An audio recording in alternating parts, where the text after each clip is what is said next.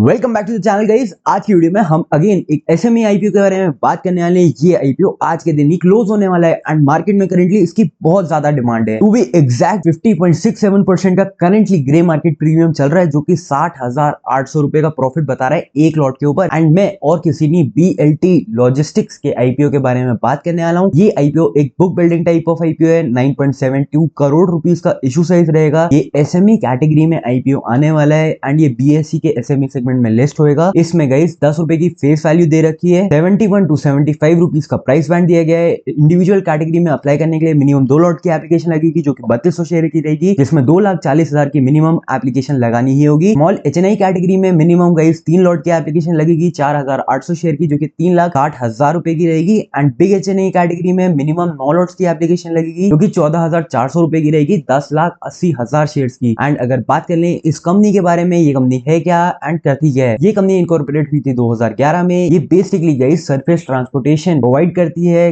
Goods के in containerised trucks and warehousing services to various industries and businesses. ये company logistics operation provide करती है अपने ही फ्लीट के साथ, उसके साथ ही Sabarmati Express India Private Limited नाम की कंपनी के साथ एंड थर्ड पार्टी ऑपरेटर्स के साथ मिल करके, जिसमें ये कंपनी कंटेनराइज्ड ट्रक्स को प्रोवाइड करती है, जिसमें small fleet owners and agents का भी यूज लेती है। इस कंपनी के लिए करेंटली 90 व्हीकल्स हैं, जो कि ये कंपनी ओन करती है। 15 व्हीकल्स हैं 9 मेट्रिक टन के, 90 व्हीकल्स है 3.5 से 18 मेट्रिक टन के। 99.99% इसकी subsidiary Sabarmati Express India Private limited के अंडर ही आता है। ये company transportation and allied services provide करती है, वेयर हाउसिंग सर्विसेज प्रोवाइड करती है, जिसमें इस कंपनी के 3 स्ट्रेटेजिकली लोकेटेड फैसिलिटीज हैं, जिसमें ये लोग electronic, retail, food and MNCs को अपनी सर्विसेज प्रोवाइड करते हैं। जो इनका ट्रांसपोर्ट वाला बिजनेस है, उसके अंदर ये B2B ट्रांसपोर्टेशन सर्विसेज को प्रोवाइड करते हैं, जिसमें ये लोग FTL, LTL, packing, moving and cargo transportation भी प्रोवाइड करती हैं। तो ओवरऑल गाइस, जैसे किसी और लॉजिस्टिक कंपनी में होता है, ये भी बिल्कुल सेम ही बिजनेस मॉडल में ऑपरेट करती है। फर्क यहाँ पे ये है कि ये B2B सेगमेंट में है। अगर बात करें इसके आईपीओ के ऑब्जेक्टिव के बारे में, तो इस कंपनी को इस आईपीओ से 3.88 करोड़ रुपीस की जरूरत है, जिसमें ये कंपनी यूज करेगी इससे कैपिटल एक्सपेंडिचर के लिए। इस कंपनी को अपने कुछ ट्रक्स को बाय करना है एंड एंसिलरी इक्विपमेंट्स को बाय करना है, जिसके लिए इनको इतने पैसों की जरूरत है। वर्किंग कैपिटल रिक्वायरमेंट के लिए 2.8 करोड़ रुपीस की जरूरत है एंड बचे हुए पैसे जनरल कॉर्पोरेट पर्पस के लिए यूज होंगे। तो ये इसका ऑब्जेक्टिव है। अब ऑब्जेक्टिव को देखा जाए तो काफी सही ऑब्जेक्टिव है, मतलब अपने आप को एक्सपांड करने के बारे में ही सोच रहे हैं। एंड एसएमई साइज का इशू है, तो मतलब छोटा ही इशू साइज लेके आए हैं। बाकी अगर वैल्यूएशन की बात करें कि कितने वैल्यूएशन में अपनी कंपनी को ये वैल्यू कर रहे हैं, तो भाई 35.97 करोड़ रुपीस की वैल्यूएशन में ही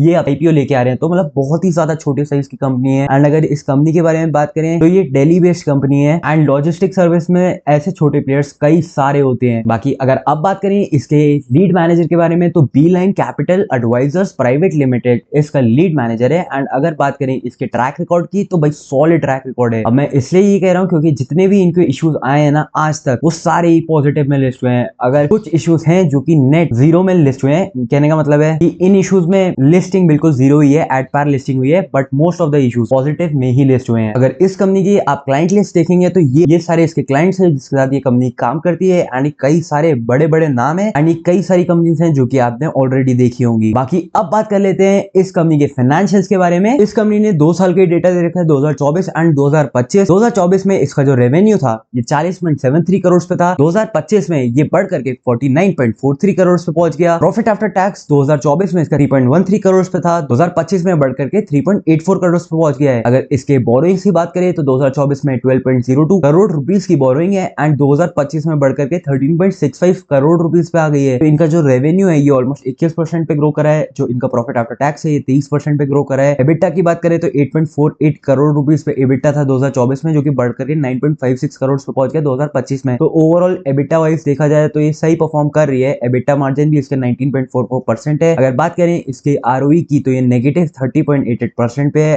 रिटर्न ऑन कैपिटल एम्प्लॉयड 22.34% पे है। डेट टू इक्विटी 1.55% पे है। रिटर्न ऑन नेटवर्थ 43.73% पे है। एंड जिस प्राइस टू बुक में अपने आईपीओ को लेके आ रहे हैं ये 2.99 है। अब यहाँ पे नेगेटिव सोच के आपको ऐसा नहीं सोचना है कि ये नंबर नेगेटिव में क्यों है, जो कि ओवरऑल ये प्रॉफिट मेकिंग कंपनी है। बट गाइस देखो, जब ये छोटी कंपनी होती है, इनकी कैश फ्लो में काफी ज्यादा कंस्ट्रेंट होता है। इस कंपनी को अपने डे टू डे ऑपरेशंस के लिए पैसे की जरूरत होती है एंड जितने छोटे साइज की है, ऑलमोस्ट 35 करोड़ रुपए की कंपनी है। तो आगे बढ़ने के लिए गाइस इनको डेट तो उठाना ही पड़ेगा, जिस वजह से डेट टू इक्विटी इनका ज्यादा है। तो ओवरऑल फाइनेंशियल्स इसके काफी सही है। बाकी अगर बात करें इसके किया, ईपीएस की प्री आईपीओ 15.06 है जो कि पोस्ट आईपीओ 10.99 पे आ जाएगा। प्री आईपीओ जो इसका पी है ये 4.98 है जो कि पोस्ट आईपीओ 6.83 पे पहुंचेगा। इस कंपनी ने अपने आईपीओ में कुछ पेयर्स को भी आइडेंटिफाई करा था, इसके 2 पेयर्स को इसने आइडेंटिफाई करा है, जिसमें ईपीएस बेसिस में तो बेस्ट बीएलटी लॉजिस्टिक्स ही है, बाकी इसके सेकंड बेस्ट जो कि प्रीमियर रोड लाइंस है। अगर इस कंपनी के बारे में बात करें तो ये 201 करोड़ रुपए की कंपनी है, एनएससी के एसएमई सेगमेंट में लिस्ट हुई हुई ये कंपनी है। प्रॉफिट मार्जिन इसका 8.39% पे है। ये कंपनी भी अपने सेल्स को काफी अच्छे नंबर से ग्रो कर रही है, 32.8% के प्रॉफिट सेल्स ग्रोथ है इसका क्वार्टर ऑन क्वार्टर बेसिस में। एंड उसके साथ ही इसका जो प्राइस टू बुक 2.26 है। डेट टू इक्विटी भी इसका सिर्फ 0.44 है, यानी कि डेट के नाम पे इस कंपनी के पे ना के बराबर ऑब्लिगेशंस होगी। पीई वाइज भी 13.1 के पीई में चल रहा है। आरओई एंड आरओसी के हिसाब से भी इसकी पोजीशन काफी अच्छी है। तो ऑलरेडी जो लिस्टेड प्लेयर है उसकी परफॉर्मेंस भी ओवरऑल काफी अच्छी है। इसके कंपैरिजन में 21% से ग्रो कर रहा है, ये 33% से ग्रो कर रही कंपनी। तो ओवरऑल देखा जाए तो भाई सही है। जो इसका पीयर है वो काफी अच्छे रेट से ग्रो कर रहा है, तो ओवरऑल इस कंपनी के पास भी ग्रोथ का स्कोप काफी ज्यादा है। एंड ये सिर्फ 35 करोड़ में इशू लेके आ रहे हैं, डेफिनेटली इसमें सब्सक्राइब किया जा सकता है। हालांकि मेरे बोलने या ना बोलने पे आपको नहीं करना है, फुल डिस्क्लोजर है। बाकी करंटली अगर बात करें तो आज लास्ट डेट है एंड 6 अगस्त को 2025 को जब मैं वीडियो रिकॉर्ड कर रहा हूँ,